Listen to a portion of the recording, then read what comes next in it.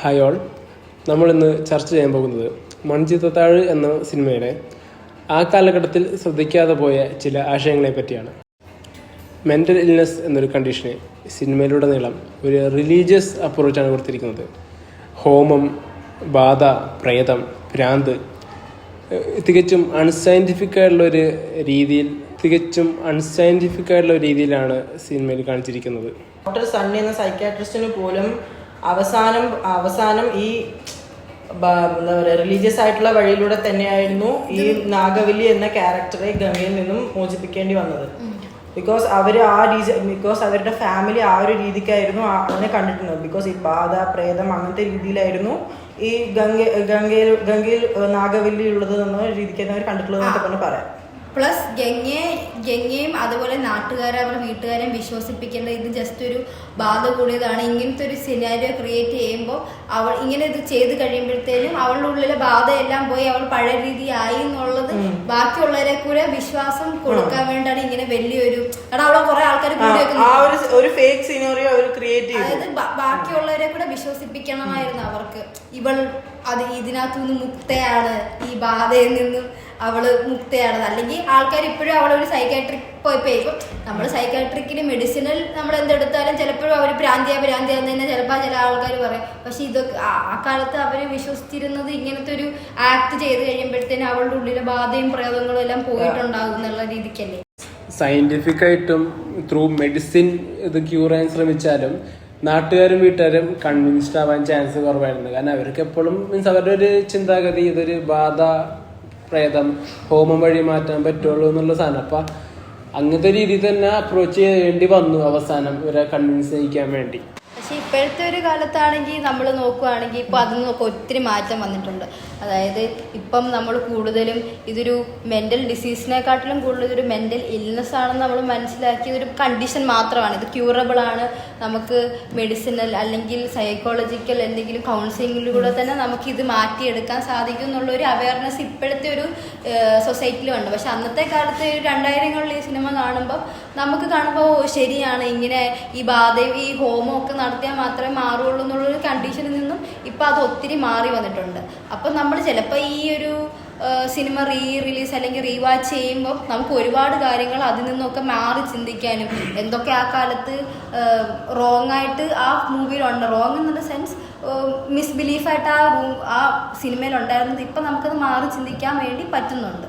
പോരാഞ്ഞിട്ട് ശ്രീദേവി എന്ന ക്യാരക്ടർ ആ ടൈമിൽ വിവാഹിതയല്ല. സോ വിവാഹിതയല്ലാത്ത ഒരു സ്ത്രീയെ അവിടെ ആ ടൈമിൽ എല്ലാവരും ഒരു എന്തോ ഈ കൊച്ചിന് കുഴപ്പമുണ്ട്, ഈ കുട്ടിക്ക് ഒരു കുഴപ്പമുണ്ടെന്നുള്ള രീതിയിലാണ് ആ രീതിയിൽ അപ്പോൾ ക്യാരക്ടറൈസ് ചെയ്ത് വെച്ചിരിക്കുന്നത്. സോ പെട്ടെന്ന് ഡോക്ടർ സണ്ണി എന്ന സൈക്കാട്രിസ്റ്റ് ഇങ്ങനെ വന്നിട്ട് ശ്രീദേവിക്കാണ് ഒരു കുഴപ്പം, ശ്രീദേവിക്കാണ് ഇങ്ങനെയാണ് ഒരു കുഴപ്പം എന്നുകൊണ്ട് പറഞ്ഞപ്പോൾ അവരെല്ലാവരും പെട്ടെന്ന് ബിലീവ് ചെയ്തു.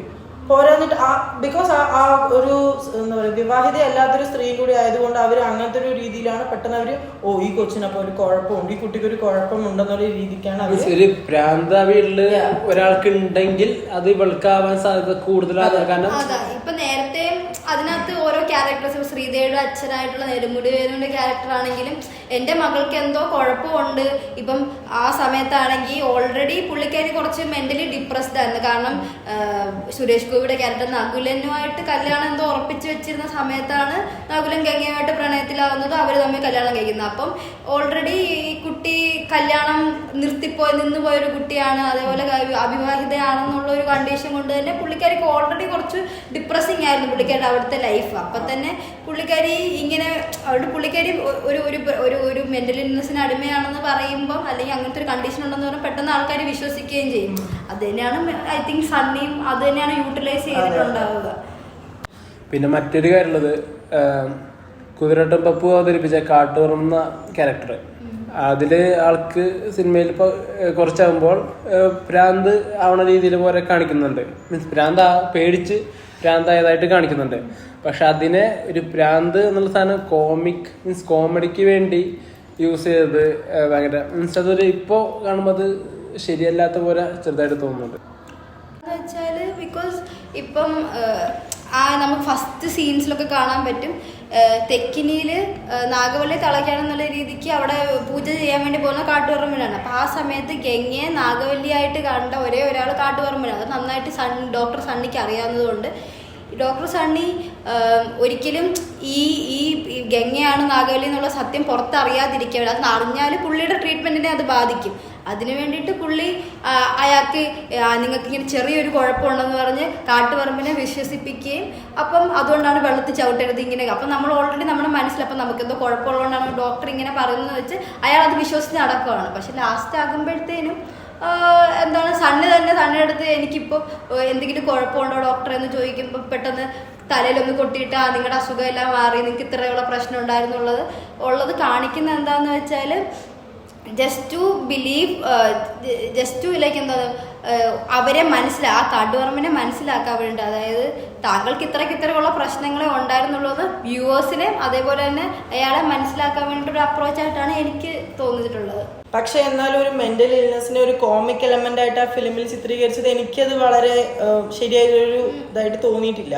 ബിക്കോസ് ആ ഒരു മെന്റൽ ഇൽനെസ്സിനെ എങ്ങനെയൊക്കെ മീൻസ് ഒരു ക്യൂറബിൾ സാധനമാണ്, അങ്ങനത്തെ ട്രീറ്റബിൾ സാധനത്തിന് അവരിങ്ങനെ ഭയങ്കര കോമിക് എലമെന്റ് ആയിട്ട് കാണിച്ചത്. അത് ബാക്കിയുള്ളവർക്കൊക്കെ തോന്നുമല്ലോ, ഇത് കാണുന്നവർക്ക് തോന്നും ഇത് ഇങ്ങനത്തെ ഒരു കോമഡി ക്യാരക്ടറാണ്, അപ്പൊ അത് വലിയൊരു കാര്യമില്ലാത്തൊരു സംഭവമാണ്, അതാണ് ഭ്രാന്താണ്, മെന്റൽ ആണെന്നുള്ളൊരു മൈൻഡ് പീപ്പിളിലോട്ട് എത്തിക്കുകയാണ്. അതൊരു കോമഡി ആക്കി മീൻസ് മെന്റൽ ഇൽനെസ് എന്നുള്ളൊരു കോമഡി ആക്കി എടുക്കുന്നതാണ് അതിന്റെ ഒരു സാധനം. മീൻസ് കോമഡിക്ക് വേണ്ടി യൂസ് ചെയ്യുന്ന ഒരു ആരായാലും ഇപ്പൊ ഒരു സീരിയസ് ഇഷ്യൂ ഒരു കോമഡി ആക്കിയിട്ട് അവതരിപ്പിക്കുമ്പോഴാണ് അതൊരു പൊളിറ്റിക്കലി ഇൻകറക്റ്റ് എന്നൊരു രീതിയിൽ ആൾക്കാരെ കാണുന്നു. മേ ബി അതൊരു കൊമേഴ്ഷ്യൽ സിനിമയ്ക്ക് വേണ്ട കുറച്ച് എലമെന്റ്സ് ഉണ്ടല്ലോ. മേ ബി ഒരു കോമഡി സീന്, മേ ബി ഒരു സീരിയസ് സീനെ സ്ക്രാക്ക് ചെയ്യാൻ വേണ്ടി നമ്മളൊരു കോമഡി സീനൊക്കെ ആഡ് ചെയ്യുന്നത് പോലെ മേ ബി അന്നത്തെ കാലത്ത് നമുക്ക് ഇപ്പോഴാണ് അത് റോങ് ആയിട്ട് തോന്നുന്നത്. പക്ഷെ അന്നത്തെ കാലത്ത് അത് ജസ്റ്റിഫൈബിൾ ആയതുകൊണ്ടായിരിക്കും മേ ബി അങ്ങനത്തെ ഒരു സീൻ അവർ ആ ടൈമിൽ ആൾക്കാർ അതിനെ സ്വീകരിച്ചു. ബിക്കോസ് ആ ഒരു ഫിലിമിൽ ഒരു കോമിക് എലമെന്റ് വേണ്ടിയിട്ട് അത് ആൾക്കാരെല്ലാം സ്വീകരിച്ചു. പക്ഷെ ഇന്നത്തെ കാലത്ത് നമ്മൾ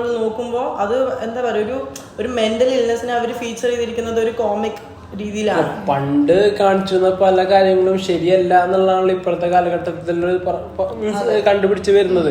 അപ്പൊ അതൊരു എന്ത് മോശം കാര്യമായാലും അത് കോമഡി ആക്കി ചിത്രീകരിക്കുമ്പോഴാണ് അതിനെ ലൈക്ക് ഇപ്പോഴത്തെ മിക്ക സിനിമയിലും അത് പൊളിറ്റിക്കൽ ഇൻകറക്ട്നെസ് എന്ന രീതിയിലായിട്ട്. പക്ഷെ എന്തൊക്കെ പറഞ്ഞാലും മനസ്സിൽ താഴെ മലയാള സിനിമ ഒരു കൾട്ട് ക്ലാസിക് മൂവി തന്നെയാണ്. പോരാന്നിട്ട് ഇത് പല ലാംഗ്വേജസിലും ഇത് മൂവി റീമേക്ക് ചെയ്തിട്ടുണ്ട്. പക്ഷെ മലയാളത്തിന്റെ അത്ര ആരും ആ ഒരു ലെവൽ ആർക്കും ഏത് ഫിലിം ഇൻഡസ്ട്രിക്കും ആ ഒരു ലെവലിൽ എത്താൻ പറ്റിയിട്ടില്ലെന്നാണ്. പ്രത്യേകിച്ച് ശോഭന മാമിന്റെ ആക്ടിങ് വൈസ് ആണെങ്കിൽ പോലും ആ ഒരു ലെവൽ വരെ ഗംഗ എന്ന ക്യാരക്ടറെ ആരും വേറെ ഏത് ലാംഗ്വേജിലാണെങ്കിൽ റീമേക്ക് ചെയ്തതിൽ ആരും അങ്ങനെ ആ ഒരു ലെവലിലോട്ട് എത്തിയിട്ടില്ല എന്നാണ് എൻ്റെ ഒരു അഭിപ്രായം. മലയാളം സിനിമേനെ ഒരു നാഷണൽ ലെവലിലേക്ക് ഒരു പ്രശസ്തി നേടിക്കൊടുക്കാൻ മണിച്ചിത്ര താഴെ വഹിച്ച പങ്ക് വലുത് തന്നെയാണ്. ബാക്കിയുള്ള ഇതിൽ വെച്ച് നോക്കുമ്പോഴത്തേനും മണിച്ചിത്ര താഴെ എന്നുള്ള ഒരു സിനിമ വേറെ ലാംഗ്വേജസിലും വന്നിട്ടുണ്ടെങ്കിലും അതിലെല്ലാത്തിലുള്ള അപ്രോച്ച് എന്താണെന്ന് വെച്ചാൽ ഈ പ്രേതം ബാധ അങ്ങനത്തെ കൂടുതൽ അപ്രോച്ചാണ്. പക്ഷേ മലയാളത്തിലെടുത്ത് വെച്ച് നോക്കുവാണെങ്കിൽ നമുക്ക് ജിസ്റ്റ് എന്നുള്ള രീതിയിലാണെങ്കിൽ പോലും ഇതൊരു മെന്റൽ ഇൽനെസ് ആണ് എന്നുള്ള രീതിക്കുള്ള ഒരു അപ്രോച്ച് മലയാള സിനിമയിൽ മാത്രമേ കണ്ടുള്ളൂ. അത് ആക്ച്വലി ആ ഒരു കാലത്തെ ഇത് വെച്ച് ഒരു പ്രോഗ്രസീവായിട്ടുള്ള ഒരു കാര്യമായിട്ടാണ് എനിക്ക് തോന്നിയിട്ടുള്ളത്. ഈ ഒരു കാലഘട്ടത്തിലും ഇത്രയ്ക്ക് ഫാൻ ഫോളോയിങ്ങും ഭയങ്കര ഇപ്പോഴും ആൾക്കാർ എൻജോയ് ചെയ്യുന്നൊരു മൂവി, കമേഴ്ഷ്യലി വാല്യൂ ഉള്ളൊരു മൂവി ആണെങ്കിലും അതിൽ കാണുന്ന അപ്രോച്ച്, മെൻ്റൽ ഇൽനെസ്സിനോടുള്ള അപ്രോച്ച് ശരിയല്ല.